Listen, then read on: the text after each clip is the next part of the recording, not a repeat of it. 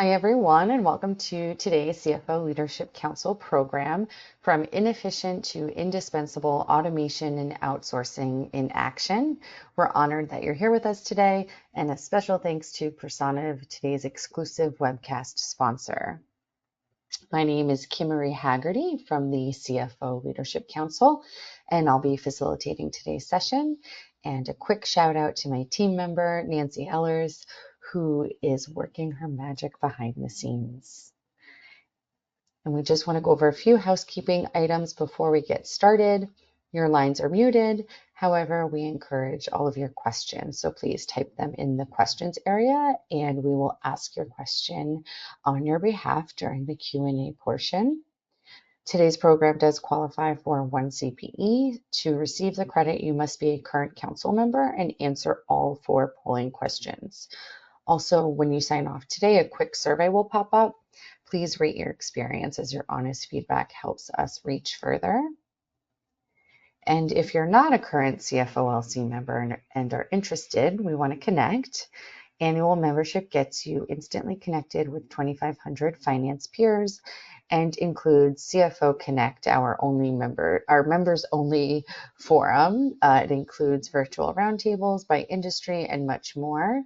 And you can learn more by downloading our membership fact sheet available in the handout section of this platform. And registration is open for our fall conference being held in Dallas this October. The camaraderie and inspiration are second to none, so we hope you'll join us.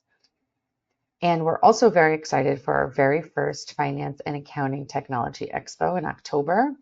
We'll have over 1,000 attendees, 70 vendors, and 80 theater sessions. And you can immerse yourself in all the best technology solutions. It's October 29th and the 30th at the Javits Center in New York City. And we also launched an e-newsletter, the Finance and Accounting Tech Briefing, which is a bi-weekly publication giving you the pulse on the latest technologies. And you could visit our site for more information. And lastly, do follow us online for the latest news. Our 30 chapters kick off this season's live events, and you could check out our full calendar online. And now onto the big reason we've gathered. We're joined today by very special guest panelists, and it's my pleasure to hand the mic over to Megan Weiss. Good morning, everyone. I want to take just a few minutes to introduce ourselves before we get started. I'm Megan Weiss, and I'm the VP and General Manager of Personiv's Finance and Accounting Service Line. I'm a CPA, and I have an MBA in International Business from Duke University. I started my career as an auditor for Deloitte & Touche, as a financial analyst for British Petroleum, and worked for Accenture for 13 years, which is where I learned to build, transition, and deliver finance and accounting solutions. And prior to coming to Personiv, I worked as an analyst for Everest Group, where my focus was on finance and accounting. And within this role, I acted as a consultant to some of the world's largest global outsourcing providers, helping them shape and improve their finance and accounting service lines. And I came to Personiv in 2017 to start up their finance and accounting service, which aims to deliver best-in-class service to SMBs and mid-market enterprises. And Mike, over to you. Thank you, Megan. Morning, everyone. I'm Michael Diasa. I'm Vice President here in Information Technology in Personiv. So I started my career back in 2002, worked my way up, work with IBM, work with Accenture, work with the BPO industry for the last 20 years. I joined Personiv back in 2018 to help them grow our departments here, in particular with finance and accounting, and making sure that it is aligned with all information security standards we are implementing and we are doing right now. Thank you, Megan. Elmer? Good morning, everyone. I'm Elmer Sarmento, Assistant Vice President and Head of the Personiv Manila's Finance and Accounting Service Delivery. I'm a CPA for the past 24 years, CMA. Also had my MBA recently. I've been involved with both controllership, shared services, BP outsourcing, for the labels like General Electric, Shell Services, and AP Moller Maersk. So I joined Personiv in 2020, around when the FAO organization is just around less than 40, and we've seen tremendous growth over the past few years. We're now nearing 500. John? I see you, Megan. Sorry. And I'm John Furry. I'm the CFO for Tempest Telecommunications. I have only been here for 4 months, but prior to that was the North American CFO for Valtech, and was the CFO for the division, enterprise division of NTT Data, and have a long career at EDS and HP, over 22 years of actually doing outsourcing, but now being the client for outsourcing. Back to you, Megan. First slide, please.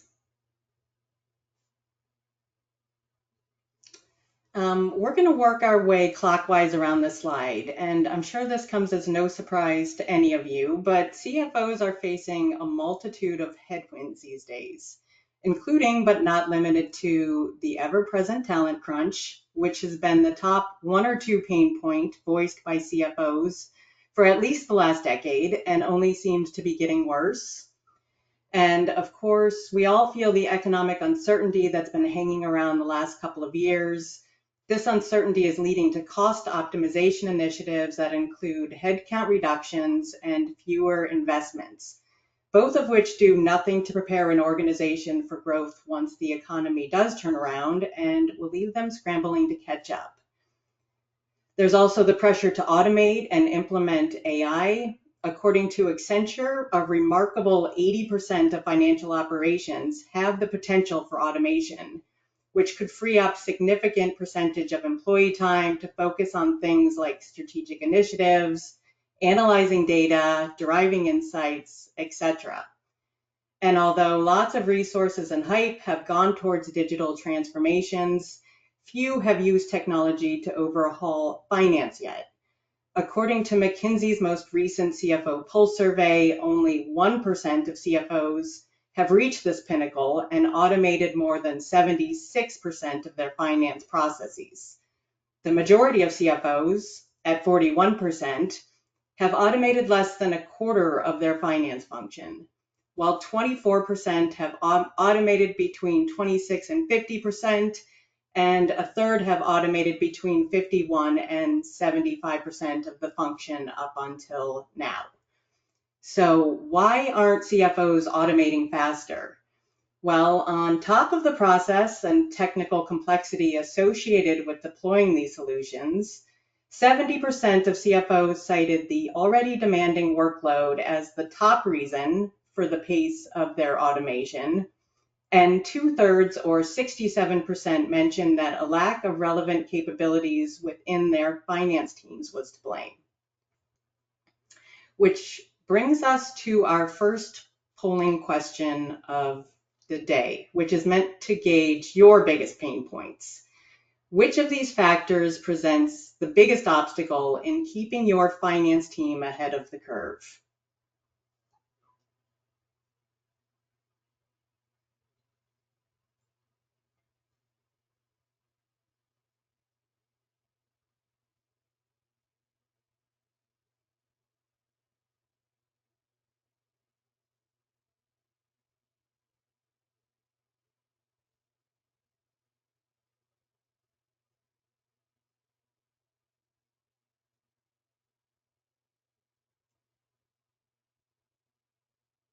We'll give you just a few more seconds, folks, to answer that poll, and thank you.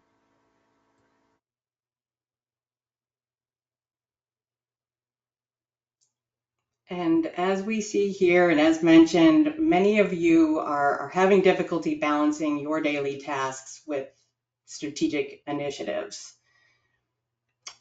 So to move to the next slide, these headwinds are driving companies to explore different optimization methods, but as mentioned, these projects are difficult, both because of complexity and because accounting departments are already struggling to keep their heads above water. Despite 92% of CFOs planning to invest in technology, Various reasons will cause 70% of these projects to fail. And even when they do succeed, 88% of CFOs say they struggle to capture value from technology investments. And at the end of the day, according to EY, only 16% of finance leaders feel that they are best in class as far as technology and operating models. So, Michael, that brings us to you. How should we be looking at and thinking about automation? Where do we start, and how can we better prepare ourselves to be successful in these initiatives? All right. Thanks again, Megan. So before we answer these two questions, let's try to identify first the objectives of automation. Next slide, please. All right. So automation objectives can vary depending on the specific goals of your organization, but common objectives often include number one, increase efficiency and productivity. This objective reduces manual intervention in repetitive and time consuming tasks. Number two, cost reduction. Objective of this is to lower operational costs by reducing human error and minimizing resource waste. Number three, improve accuracy and consistency. Minimize errors caused by the manual processes and ensure consistent quality. Scalability. Objective is to enable business processes to scale efficiently without a corresponding increase in manual effort. Number five, better resource utilization.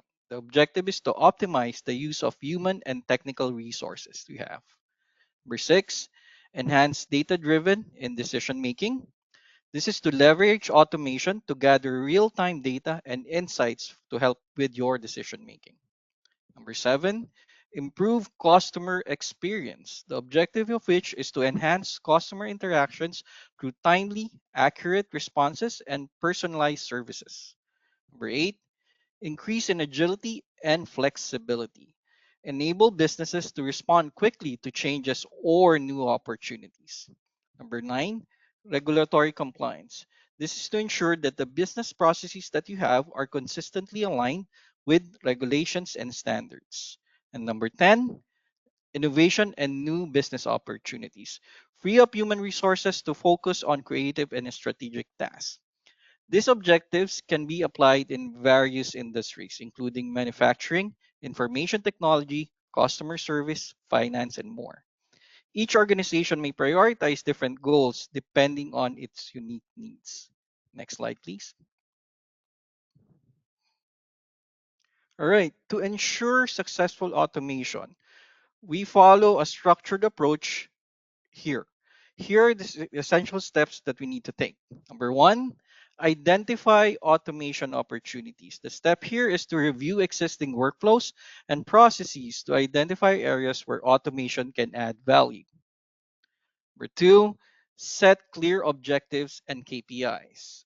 The step here is to define the goals of automation, whether it's improving efficiency, reducing errors, or saving costs. Establishing key performance indicators or KPIs to measure success. Number three, involve key stakeholders. Always and always engage all relevant stakeholders early in the process, which includes IT, business units, and end users. Their input will help tailor the automation solution to meet the actual needs. Step four, document existing processes.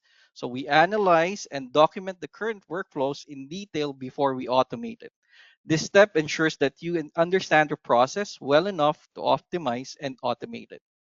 Step five, choose the right tools and technologies. Selecting the appropriate automation tools, platforms, or software that fit your organization needs and scale.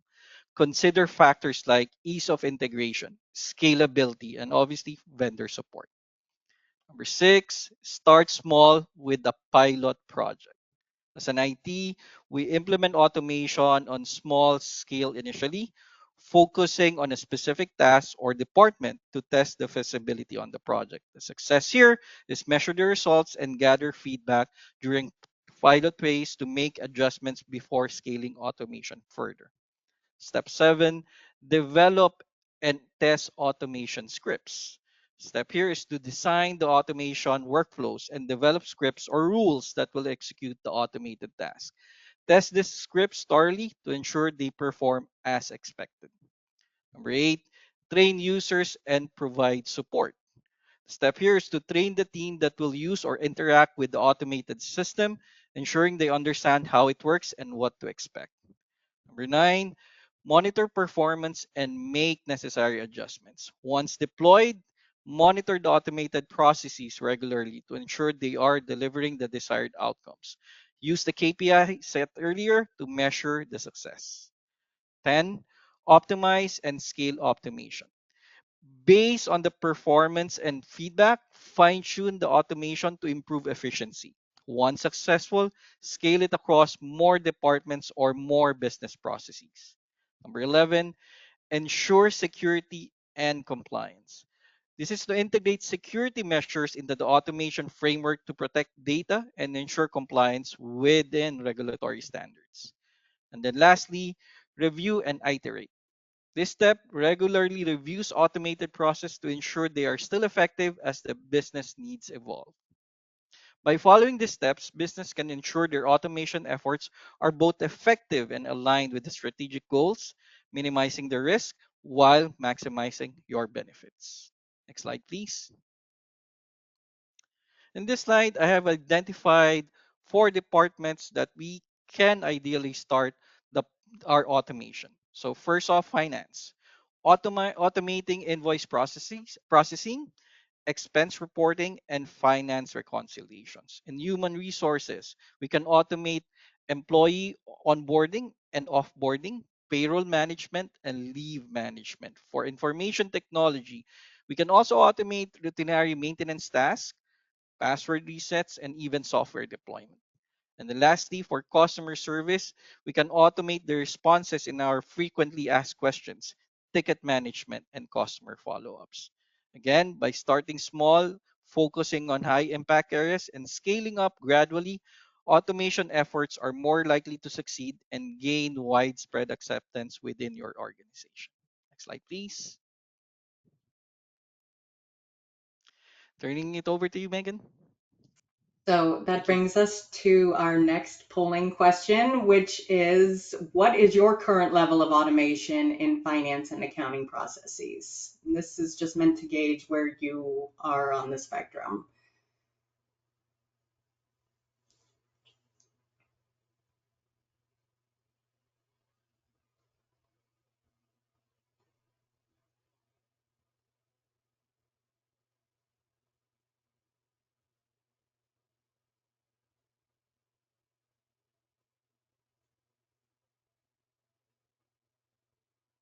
Okay, folks, I'm going to give you just a couple more seconds to answer that poll, and thank you.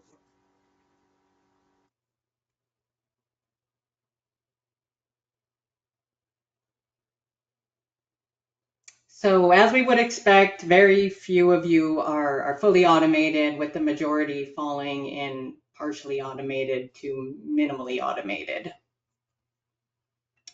And Michael, thank you. And Elmer, at this point, we'll hand it over to you. You are the expert in the area of outsourcing. So what would you like to share as far as what's needed to be successful? Sure. So let's look at some of the preparations and a bit of requisites before we embark on an outsourcing journey. Next slide, please. So we have to first begin, what do we need in terms of competence and expertise? This is where accreditations and certifications and even just basic industry knowledge will come into play. Not every work will require the assistance of a CPA. You will need them most likely for external audit or for people who help you kind of get into compliance with US GAAP, or if you're working globally with global presence, you also need someone with IFRS background and the ability to bridge both US GAAP and IFRS.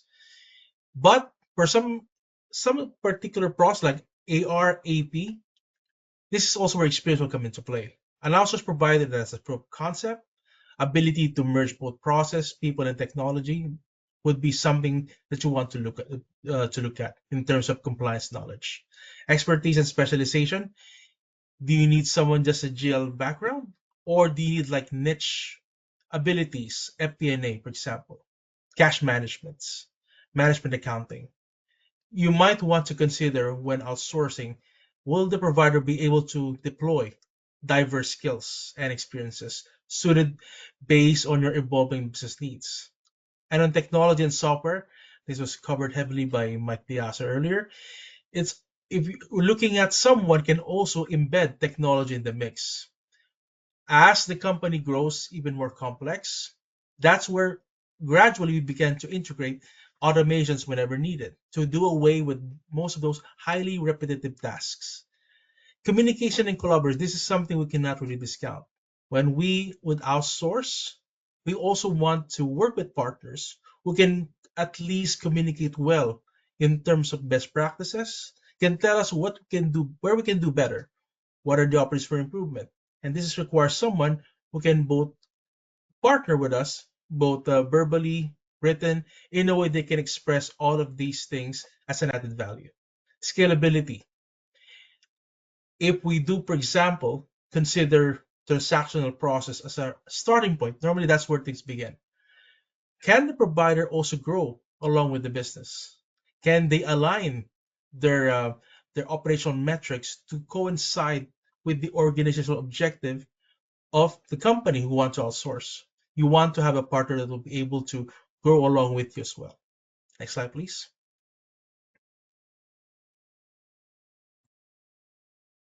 When dealing with service providers, we want to be assured that we're being catered by someone who has solid reputation, has a lot of very positive feedbacks.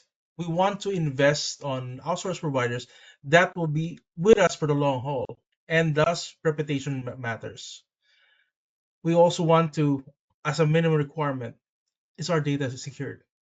If we entrust our data to this provider, what are the measures they've been taken into to ensure that information security will be the topmost priority? Something that we cannot compromise. What are the technology they've been invested with? And what are the competence of the entire process, the compliance process they've been baked into their own service delivery? And that will at least allows us to be reassured. Cost structure, of course. I mean, at the end of the day, we want to optimize value. We want to ensure that cost will not only be the sole motivation, but at least one of the main drivers. And lastly, cultural fit. If we're going to outsource, will the people be working with us would at least relate to our values? Would they have the right mindset? Would they be able to understand the culture of our industry? And lastly, it's about, will they be a good team player? Because this outsourcing to be effective has to be the long haul. We need the right people to be working with us and for us. Next slide, please. Often people would ask, why outsourcing when there are a lot of options in the market, a lot of business models we can consider? Obvious reason number one, cost savings. Cost savings is not just about hiring cheaper people, no. It's about leveraging on the capability of a service provider who invested a lot on CapEx, on process improvements, and essentially training people who will be having those expertise that just required. All of those investments upfront are already done by them in order to offer you scalable solutions. Thus, you will have access to expertise. You will have CMAs, CPAs, CFAs, whatever actually you need. You would consider companies that will have that ability to provide all of these niche requirements, not just the transactional pieces. How are they operating? How efficient is the operation rhythm?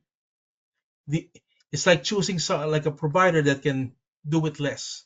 Can they provide the same value with less people? But because there are other elements in the mix, having a lean operating model and technology that can basically ease also the way of doing business. And as mentioned, scalability is something we cannot do without. Everyone wants to grow. Thus, the entire machinery behind it must also grow as well. And then we're successful. We'll be able to deploy all of these resources.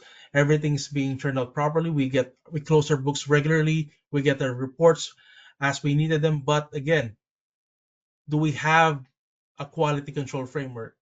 Are we ensuring that sensitive data, are protected? And of course, having that regular engagement. We talking to you, looking at opportunities to do better. Okay, next slide, please. Back to you, Megan.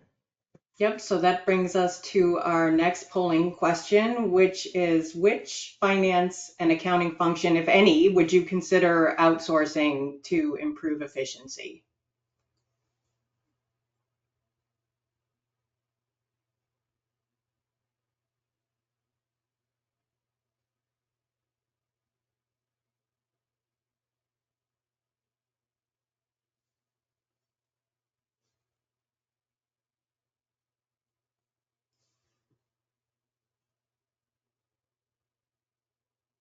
Couple more seconds on that poll, folks, and thank you again for answering.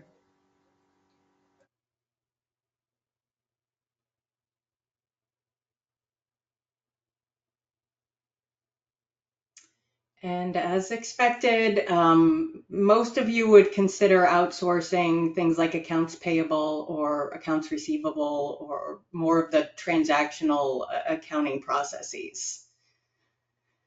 So, John, at this point in the presentation, I have some questions to ask of you, and hopefully you can bring some real life flavor to this topic, having dealt with both outsourcing and automation yourself on both sides.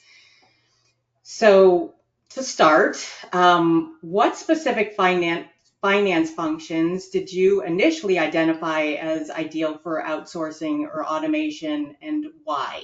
And how did you determine those areas? Well, I think it goes right along with the poll.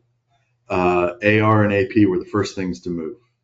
They're transactional based, where we could easily look at just what those transactions were and how they were being processed. We were actually, in my last position, we were having problems with both our AR and AP, with accuracy being inputted, but also having internal control problems. So when we looked at implementing some outsourcing and offshoring, we looked primarily to how we improve what we were doing and get cost savings. We also had the problem that we were growing rapidly. We grew from 44 million to 200 million in 4 years. And our AP and AR were not scalable. We had to bring on a person for every so many $1 million that we were doing. So we looked to find a scalable solution that would allow us to actually grow exponentially without the cost growing exponentially. And you mentioned having had problems with accuracy. Did you find that outsourcing helped to alleviate those problems or exasperated them? It actually made us look at ourselves, and it alleviated a lot of the mistakes that were going on. It has allowed for looking at different tools to get rid of the manual processing of AP invoices. And so there were some tools in AI that would start to read invoices coming in, and then it allowed our AP staff that we outsourced to just be doing verification and working through identifying those errors that AI was making and correct them in AI, as opposed to somebody having to input on a consistent basis just invoices day after day after day. And it also allowed us to go back to our vendors and identify problems with what they were doing. And I'm curious, if you had to decide between starting with outsourcing or starting with automation, where would you start? Which of the two would you prioritize? Well, good question, because I think that putting them both together in this instance had to work. We had some automation problems that were, and process problems that needed to be addressed, as well as we, growing exponentially, just had a major cost problem. So we had to address both of them simultaneously. If I were in a more stable environment, I would definitely look at my own processes and automation first, but using other vendors to help me analyze what it really should be. And as you implemented outsourcing and accounting, or outsourcing and automation, what were the most significant challenges that you encountered during the implementation? And how were these challenges overcome? People. it's people. And this goes back to my being an outsourcer. You don't do outsourcing just for cost savings. If you do it just for cost savings, it's going to fail, or it's gonna not be optimal for you. You bring in an outsourcer to not only provide you a service, but as my team found out, is there are still people behind the service, and your ability to work with those people on a day-to-day basis is paramount. There are multiple people that look at outsourcing as just a cost savings kind of thing. And if that's the only way it's treated, that's the only benefit you're going to get. We were able to work with our vendors, and we improved our internal control compliance. We improved just the amount of time people were taking. Earlier, we were talking about we just don't have time to do things. That is 100% true. Most of my AR and AP teams were working 80 hours a week, and that burns them out very quickly, and there is no time to do anything else. When I left that previous position, we still had the entire AR AP teams that we had onshore. However, they were focused on working with vendors and clients as opposed to just processing transactions. And how did you ensure, speaking of people, buy-in from your team when transitioning certain processes to an outsourced partner? And what change management strategies work best? We did have some turnover when it first happened. And most of that were due to people who were just worried about their job and what they were going to do. But I think the best thing is you have to be open with your team on what you're really trying to achieve. It shouldn't be just cost savings, and that's why I say cost savings can't be the only thing. It's the changing their jobs from transactional based to more analysis and working with clients and vendors. And they were working directly with the outsourcer to train them on what our processes were or our lack of processes, and integrate them into our overall business. So it was definitely getting my team involved from the start, evaluating the different outsourcers to make sure that there was a cultural fit.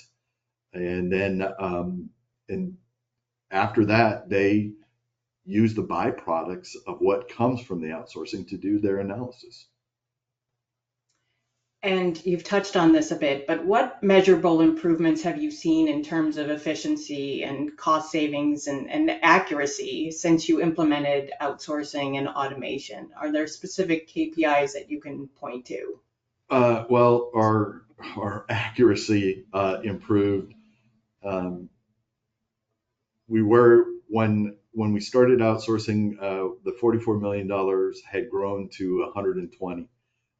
And we were averaging in AP on a monthly basis about 15 errors that were major on a monthly basis.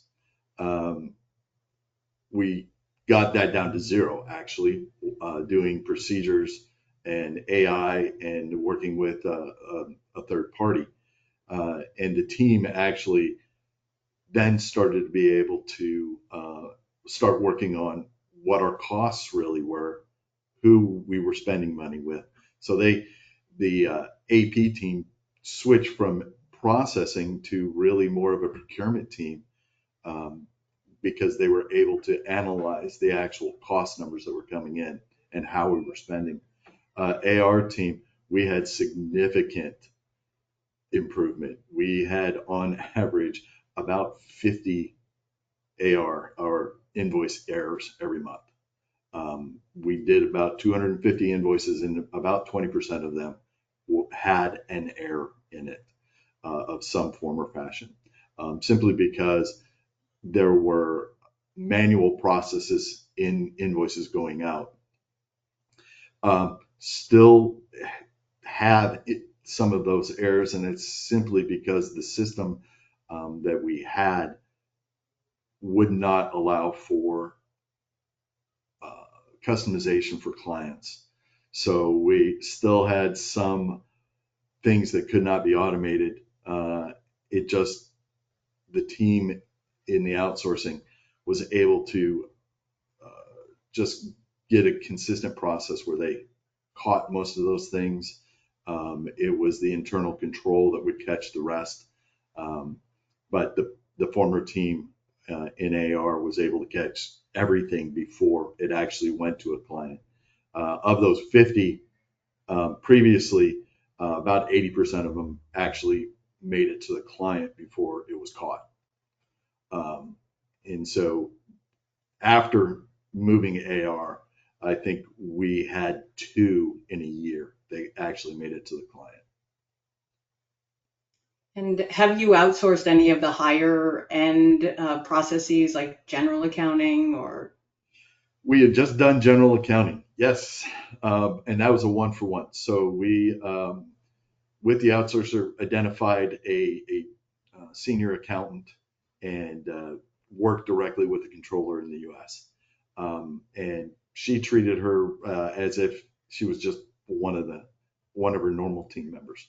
And so, but in my history, I've done the full gamut of moving everything offshore before. And understanding what those things look like when you do them, it highlights where you have process and clarity errors or ambiguity, because it really just forces you to look at what's coming in, but you also have time to look at what's coming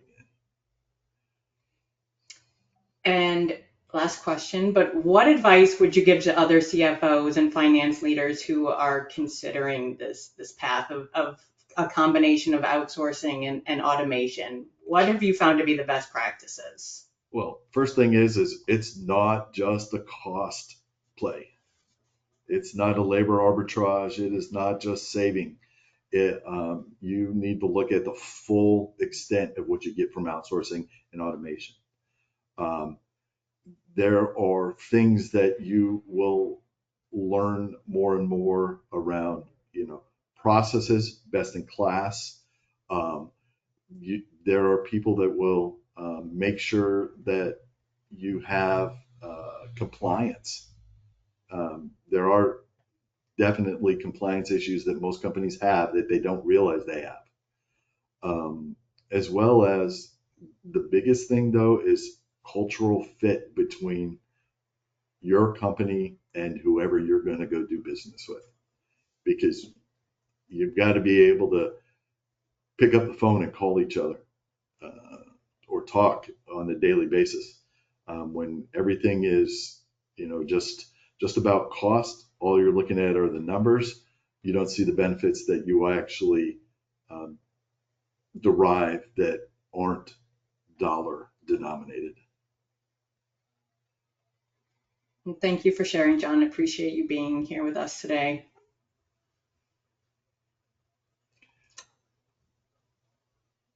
Which brings us to our last polling question. So, which areas within your finance department are you most likely to invest in due to emerging technologies and trends?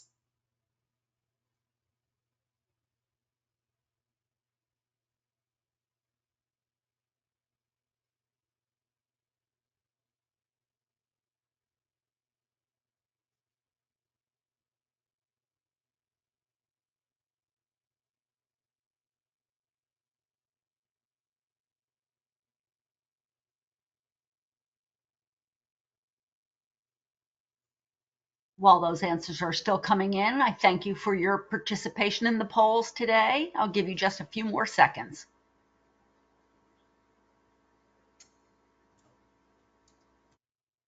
And the results show that most of you are planning to invest in automating and data analytics and BI.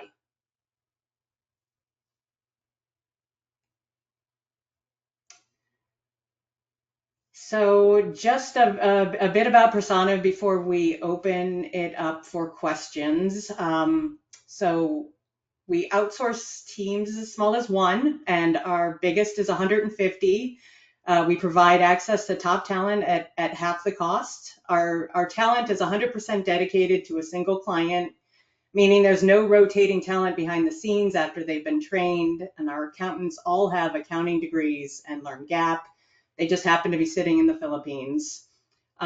We deploy a single manager to transition and deliver each client solution, resulting in a seamless onboarding experience. And we work using your processes and technology, and our people support your US hours. Next slide.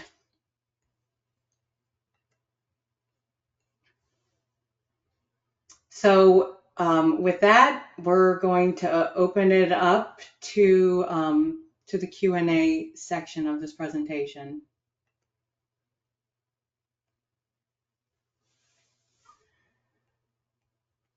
And I'll get things kicked off. So I'm going to send this one to you, Elmer. What are the biggest misconceptions that you've seen when it comes to outsourcing?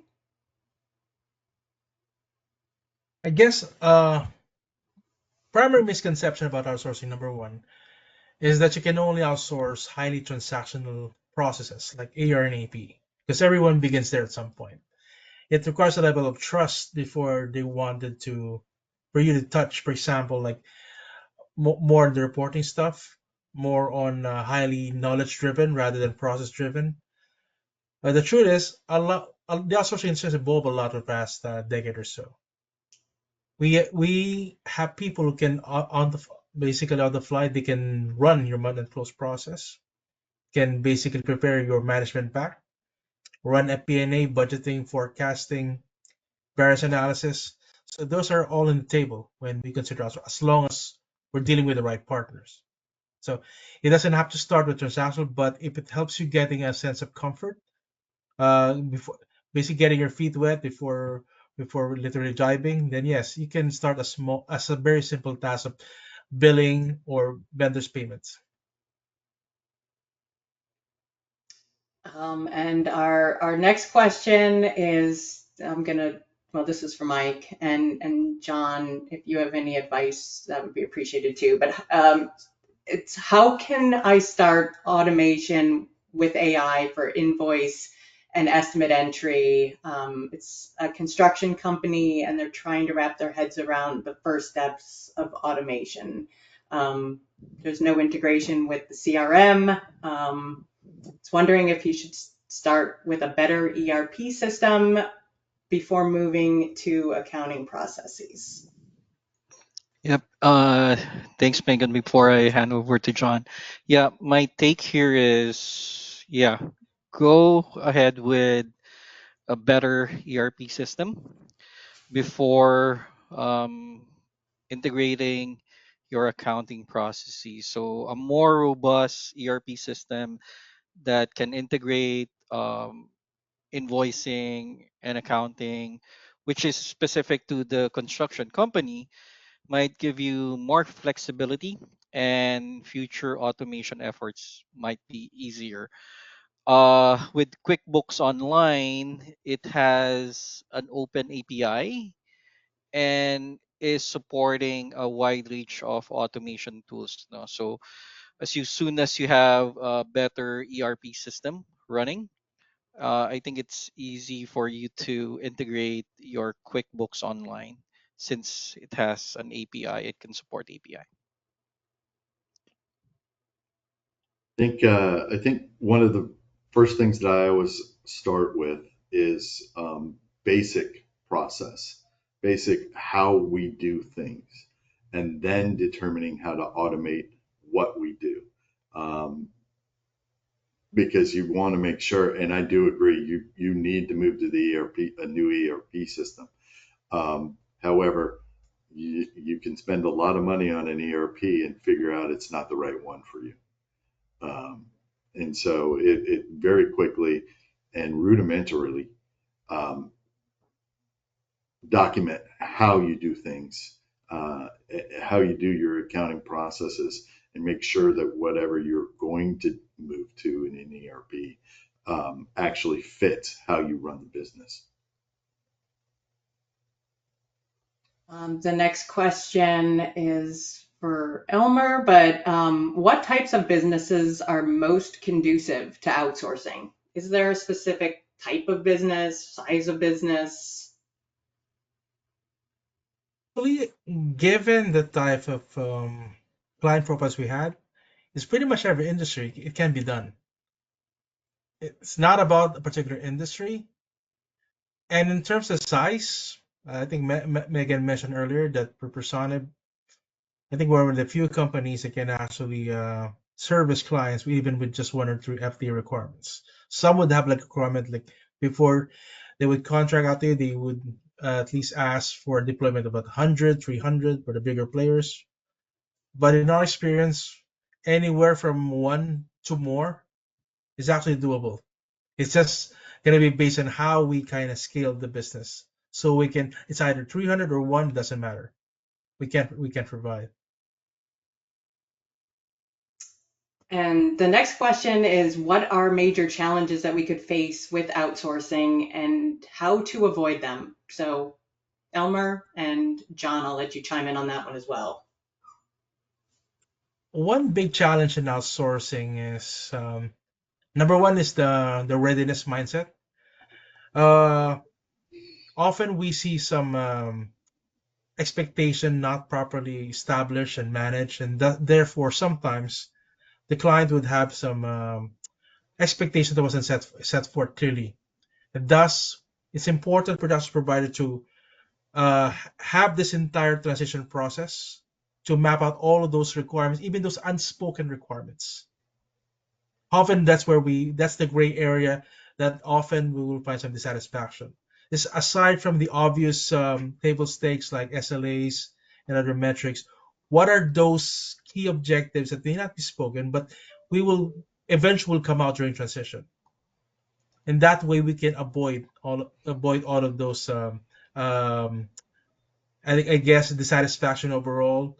And lastly, for us to kind of address some of those what really matters. Clients would tell you, I need you to run all of these AP invoices, but what's the story behind it? Is it about like a recurring issue on delinquency on payments, or are there any other symptoms they want us to unearth? More often than not, sometimes outsourcing can also become a sort of consulting, where we'll be able to provide more insights. I think the biggest challenge was communication. And it isn't necessarily the finance team to the outsourcing team. It's the business team and what they're expecting. Because as Elmer said, there are quite a few times where the business team either has created new expectations that we currently weren't doing, or they thought everything would be roses after you did it, not understanding that there is no change for bad processes that we have within the company already. And so it always is the communication on what our desire internally is for this, and what changes in the business we would have to make in order to do outsourcing or to change automation. Those things really generate the biggest problems on a day-to-day basis, especially in the middle of an implementation, that somebody had a different expectation that's outside of the finance group. And the next question asks, how industry specific is Personiv? This person's in food and beverage, and they have a lot of both large chain customers, vendors, and some that are small and not as sophisticated. So how do we and other outsourced companies balance this? Elmer, that one's for you. I guess the way I would look Sophisticated at it, versus unsophisticated. let's put it this way: we had clients that are publicly listed. We had clients coming from a traditional mom and pop setup, like generational type of businesses run by families, possibly employees with less than 100, less than 20 sometimes. And we have clients that would probably have around thousands of employees. I guess we're kind of diverse that way. Like I think, like we said earlier, doesn't matter what's the complexity and size. As long as we can figure out your requirements, we can at least propose a solution. Hopefully, will be workable. But yeah, we haven't seen an industry yet that will prove to be unworkable. So far, everything's been pretty much up to our alley, despite the size and the complexity. And next question is, Elmer, a combination question for you, Elmer and Mike, but it's someone who requires attaching packing slips, purchase orders, and the actual bill into one PDF in a bill entry process. And they're not sure if that would fit in with automation slash AI, or if that would be something that would be better to outsource.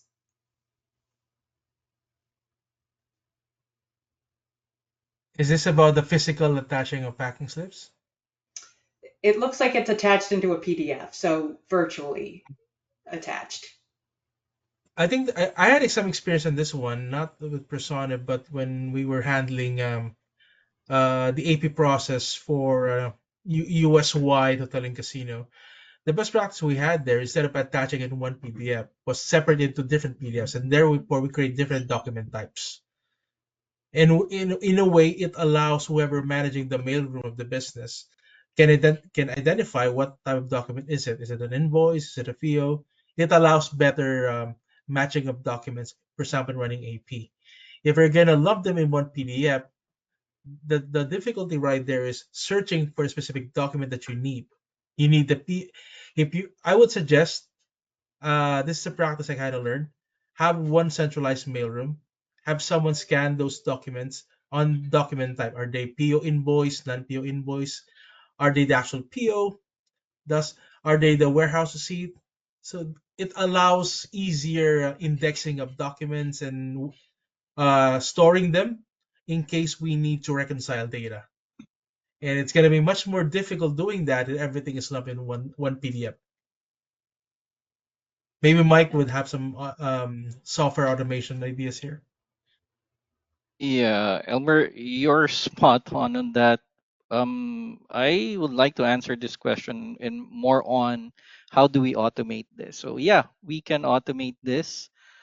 Let me put it this way. So we have the FTE model, we have the project model, we have the managed service model. So everything that that can fit or can tailor fit or customize to our clients requirement, we're agnostic on that part. So as long as yeah, we can follow Elmer's recommendation and then we automate it, then I think we're golden. And then we can you can outsource this to us, to Personiv. And the last question is, how does our fee structure work? And I'll take this one. And as far as outsourcing, we hire based on our clients' requirements. So depending on what's needed, it's a fixed fee that's monthly. It assumes 40 hours of support. Like I said, those people work US hours, so they're working right alongside your people. So yeah, it's fixed. It's a fixed monthly rate. And Mike, how about like an automation or an AI project? How do you guys structure your fees for those? Same thing on how we process, on how we follow our fee structure, Megan. The only difference is, let's say, for example, if it's a project base, uh, we can, sign on that contract a 12-month project, and we normally do knowledge transfer along the way to ensure that we provide the entire package to our clients. And then yeah, we can do FT model, we can do dedicated resource, depending on, again, the requirements of our clients. Well, thank you guys. And at this point, Kim Maria, I'll hand it back over to you.